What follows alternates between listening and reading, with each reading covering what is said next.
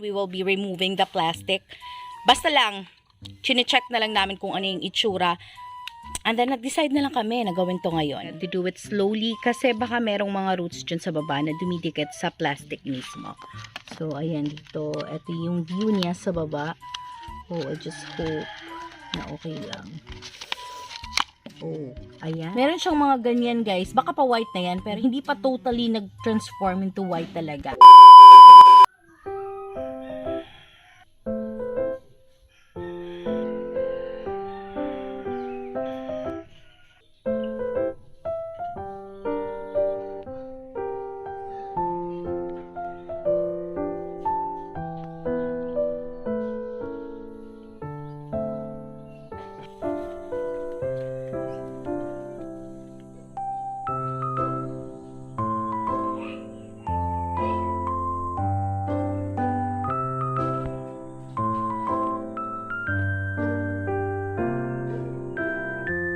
Hey guys! Welcome back to another PLANTZILLA video. For today's vlog, we have here our Philodendron White Knight.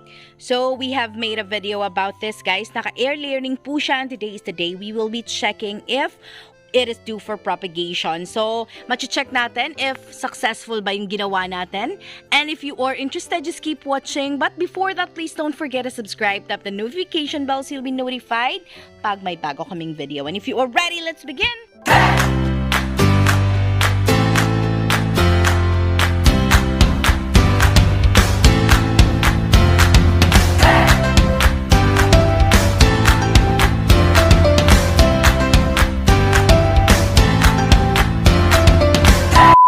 We aren't really sure, guys, kasi hindi na namin na-track when was the time na nagawa namin yung air layering, but eto, nagpe-prepare na kami ng mga cocoa chips.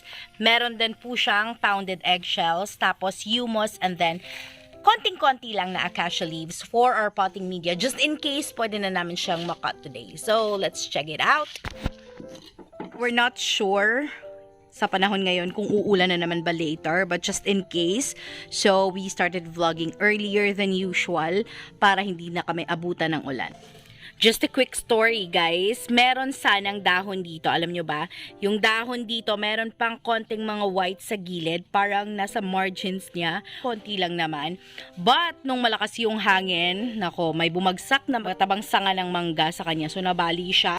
Since dyan siya nakalagay, tapos including this one pa na piniflex ko pa sa kapatid ko, this is for my sister, and ayan, tingnan nyo, nabutas-butas yung dahon. So, perfect sana yung dahon na yan. At dahil sa matabang sanga na yun, ayun, yung White Knight, natanggal, tapos yan, napunit pa. So, here it is. I'm so excited to check it. Ayan, i-remove muna niya yung mga staple wires na syempre yun yung pinantali namin sa kanila para mag-close tong ginamit namin na plastic bottle. Transparent, of course. It is a choice na gumamit kami ng transparent bottle para makita namin yung progress niya. Although, meron naman akong mga nakikita. As you can see, meron na nga siyang ugat na ayan o. Ewan ko, ba't hindi siya nag-roll dito sa gilid. Merong iba dito na ayan o. For talaga napakita ko yung mga updates nito, and meron ng mga roots na pakonti-konti, pero hindi ako sure kung madami na din ba to ngayon. It's more of like unboxing today. So, baka next time yung naka-mound layering, kasi eto yata yung pangalawang ginawa namin. Hindi na kami nag-set ng time as to when we will be removing the plastic. Basta lang, chine-check na lang namin kung ano yung itsura. And then, nag-decide na lang kami na gawin to ngayon. Ayan, meron kayong makikita na twig ng mangga dyan. Kasi even dyan, pumapasok siya, mga maliliit, guys. Parang sayang nung naalis na white, guys, yung dahon na merong konting white. Kasi that's the only one na nagpapakita ng white after such time na merong mga white dito sa baba. So, let's see kung gaano kadami yung ugat and if we can cut it today. So, we have prepared the potting media, no, nasabi ko naman kanina, just in case ready na. So, diretsong cut na tayo. To do it slowly kasi baka merong mga roots dyan sa baba na dumidikit sa plastic mismo. So, ayan dito. Ito yung view niya sa baba. Oh, I just hope na okay lang. Oh, ayan. So, here it is. Madami naman as far as I can see. Ayan, yung mga roots niya, guys. medyo ang papaya talaga. Kasi ganun talaga yung napapansin ko dito sa Philodendron White Knight. Payat yung mga roots niya guys. But I think sobrang laki ng improvement na nagawa namin through air layering. So, if you are planning to try this at home, go ahead. Pwede na kaya natin itong makat today? Pwede na, pwede na. O, ayan. So, perfect. So, in time yung na-prepare namin na potting media, pwede na pala siyang makat. Based on how it's looking like right now, so it's really ready for propagation. Konting-konti na lang yung nilalagay namin na acacia leaves, guys. Maraming salamat po sa mga nag-a-advise, telling us na maraming nitrogen yung acacia. That's why we should not overuse it for variegated plants. So, since Philodendron White Knight has white variegation, supposedly white variegation, pero hindi naman nagpapakita ng white, still we consider it, hindi namin siya lalagyan ng madaming acacia leaves. So, according to him, we will be cutting it in that area. Hindi ko alam kung klaro ba for you guys, but for those of you who can see it clearly, let me try to show it to you. So, iikot natin ha para makita. So, I do hope that this will be a successful propagation.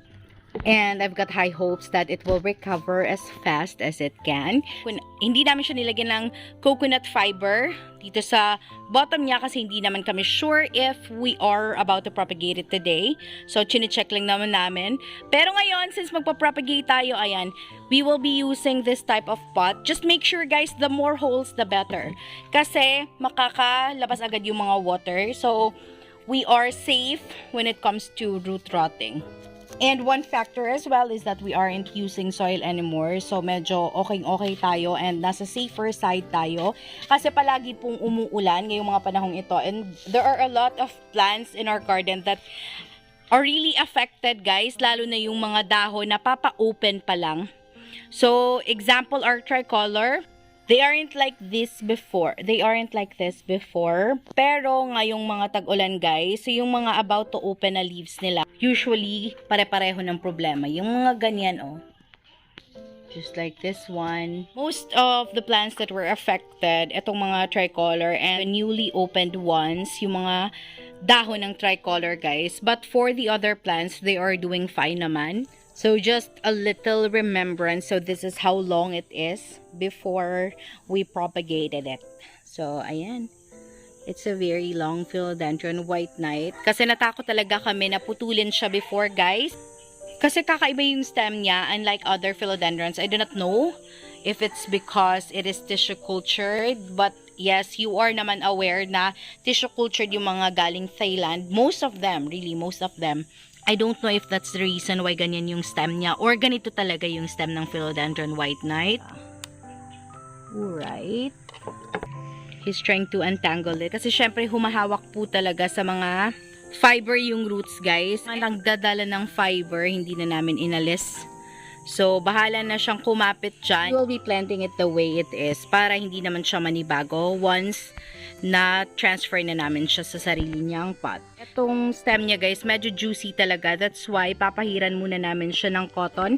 This is something that we usually do every time nagka-cut kami dun sa mga philodendrons na medyo juicy.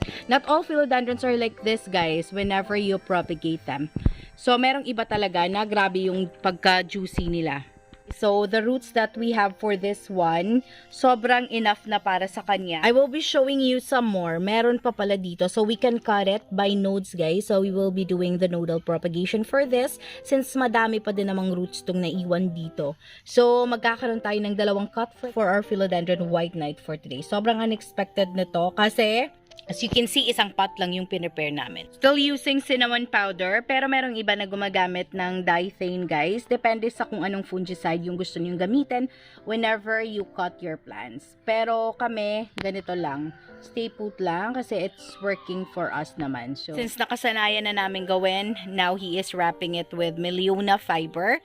Yung ibang roots niya, kumakapit talaga sa coconut fiber na nilagay namin guys while we were doing the air layering, which is of course intentional. Mas gusto namin na madaming kapitan yung roots nila kasi that way guys, sobrang bilis dumami ng mga roots, nagsasanga-sanga agad. So, proven effective eto pa din yung ginagawa namin up until now. I hope they will be kind enough to show us their variegation finally. Pero guys, hindi din naman kami makaka-promise that everything will be successful here kasi nga, this is our first time in propagating Philodendron White Knight. It's just that we have made sure na madami na talaga siyang roots before we cut it and that we do our best para makapag-survive siya. So, if ever hindi, meron talaga siyang hinahanap na care na hindi pa namin nagagawa. Let's just pray for this one. But mostly naman nagwo-work except kung nagkakasakit. Meron talagang plants na nagkakasakit. That's why things won't work. So, eto na. Maglalagay na siya dyan. I do not know what pot are we going to use for the next one. So, kasi nga isa lang yung pin-repair namin. Mabuti na nga to kasi unexpected, diba? We are so happy with everything that we have been blessed with. So, example na to and so many things pa. So guys, yung itsura kasi ng pagtubo niya, hindi naman pa straight. Wala kaming magagawa. We had to let it grow the way it wants to grow. Kasi eto siya, oh. So, i-correct na lang namin once nag-mature na and okay na siya. Since first time nga namin and hindi pa namin gamay kung paano siya nag-work, paano siya tumutubo, yung mga ganon. Ano naman? Oh, he wants to make a pole for it. Meron akong nakitang pole kina Ma'am Chel. So, if you have missed that video, please check out our latest upload about the collection na meron si Ma'am Chel, guys. Doon kayo makakakita ng sobrang gandang Philodendron White Princess. So, ewan ko kung magkaano-ano sila. Ito kasi hindi masyadong naglalabas ng white. Pero yung variegation ng White Princess ni Ma'am Chel, sobrang ganda talaga. Please do check it out. On our past 2 videos, guys, nasa Marilu Beach Resort kami and for sale yung mga plants nila. So, baka may magustuhan kayo. The rare plants are there. Meron akong nakita doon during the garden tour. Meron silang pole na flat and parang black yun. I do not know kung sunog ba yun or anong klaseng pole yun. We'll just try to ask. Pero yun yata yung perfect na ilagay dito para pagkapitan niya. Kasi medyo konting-konti na lang yung space na naiiwan dito sa gilid for the pole. Because Philodendron White Knight, guys, kaya nga medyo mahaba siya kasi nagtitrail po talaga siya. So pag nilagyan sana namin siya ng pole, umaakit na siya ngayon. But since hindi kami naglagay ng pole because we were really planning to propagate it pa, para syempre padami namin kasi yun din naman talaga yung aim natin, diba? That's why we are propagating. Gusto nating mapadami yung plants. Ngayon, I think he is now considering on putting some pole, guys. Ayan, pag ganyan daw. So, it would be best na gumamit ng medyo flat na pole lang. Kasi, automatically, pag may lalabas na root, kapag meron ka nang nalagay na pole dyan, kakapit talaga immediately. I'm planning to use that same pole na nandun sa Marilu Beach Resort. Magtatanong lang kami kay Ma'am Chel kung anong klaseng pole yun. Kato bang black nga flat, nga murag charcoal, nga unsa man to, sunog nga kahoy ba to? I love the way it looks right now. Parang medyo okay na okay siya. Ito lang talaga yung panira yung nabagsakan. Sayang na sayang yun. And I discovered it late pa, so hindi ko siya masyadong napapansin na meron palang white sa gilid. Parang ganito guys. So, ayan.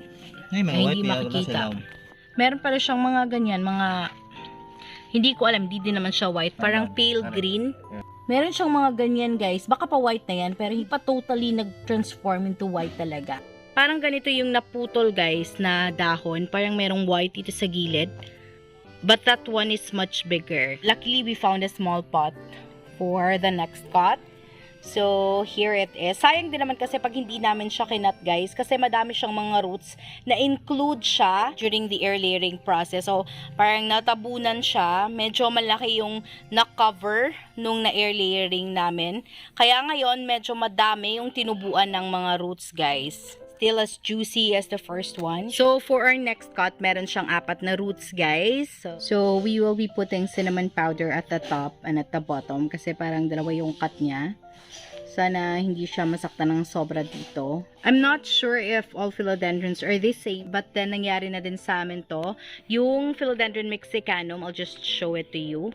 I'm not totally aware about the level of sensitivity, pero ito kasi din yung nangyari dito sa aming mexicanum, guys. And then ngayon, meron na siyang 2 shoots. If sana ganito lang din yung Philodendron White Knight, hindi gaanong sensitive, then it will be good.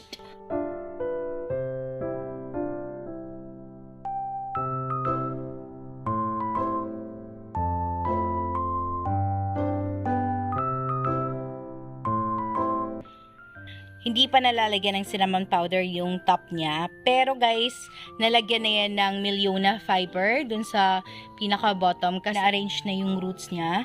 You had to arrange it well guys para walang lalabas-labas na roots. Kasi syempre kakatanim lang as much as possible. We want to cover the roots with the potting media that we have prepared para makakuha siya ng nutrients that will help it recover fast. I am really happy for those who post some comments. Nababasa naman namin guys. Reply po kami kapag merong time. Pero dahil medyo busy ngayon, nakakapag-reply lang kami whenever we are free. But thank you for that comment. Merong nag-comment kasi na na-inspire siya. It's just that I do speak Tagalog sometimes. Kasi pag nag-i-English naman ako, pag English naman lahat, meron namang nagko-comment. Why am I speaking in English? I'm a Filipino. So meron ganun. Pero meron din po talagang nagko-comment that I should be speaking English and I should minimize speaking Tagalog guys. Kasi maybe from outside the Philippines siya, tapos hindi niya gaano naiintindihan kapag nag-change ako ng language. Nagpapasalamat ako sa comment niya. One of the reasons why we keep on going, sabi niya, we are among the only people, konting-konti na lang daw kami, who are putting out contents like this. So, I really do appreciate, guys. Thank you so much for the uplifting comments, sa mga nakaka-inspire na comments. So, maraming salamat po sa inyo and we really do appreciate all of your support. We are almost done with this one, guys. And since, as what I have told you, hindi kami aware sa level ng sensitivity niya kasi nga, first time namin mag-propagate ng Philodendron White Knight. As much as possible, hindi namin siya babasain.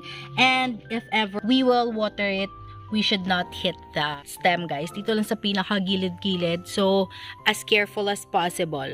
Ayan. So, our top cut. Anyway, meron mga philodendrons that are okay even if we will let it sit in the rain kahit bagong propagate, kahit bagong cut.